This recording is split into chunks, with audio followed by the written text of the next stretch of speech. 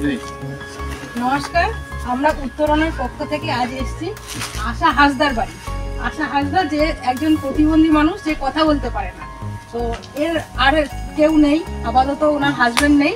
তো এই বাচ্চাটিকে হোস্টেলে পাঠানোর ব্যবস্থা করার জন্য উনি আমাদের উত্তরণকে অ্যাপ্রোচ করেছিলেন।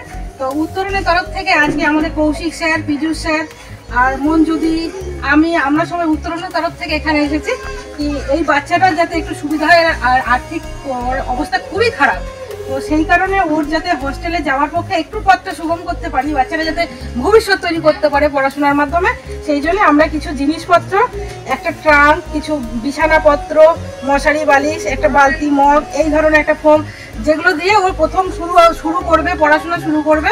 আপনারা সবাই মিলে ওর আগামী যাত্রাটাকে আশীর্বাদময় করে তুলুন। আর উত্তরণের পক্ষ থেকে এইগুলো ওকে উপহার স্বরূপ দিলাম আমরা। নমস্কার। আমরা কাবেরীদি, মঞ্জুদি মারফত এর আগেও কাজ করেছি। আজকে সায়নের জন্য আমরা যেটুকু চেষ্টা করলাম সেটা খুবই কম। আমরা কথা দিচ্ছি উত্তরণের পক্ষ থেকে আগামী দিনে ওর যা প্রয়োজন হবে সেগুলো যদি উত্তরণের কাছে এসে পৌঁছয়, আমরা আগামী দিন ওর সঙ্গে। তো আমরা এসেছি ঝিলিক হাসদার বাড়িতে, এবং ঝিলিক হাসদার এই দুটি ছেলে বর্তমানে দুজনেই হোস্টেলে থাকে। এই ছেলেটি ক্লাস 9-এ উঠলো এবং এই ছেলেটি ক্লাস 7-এ উঠলো।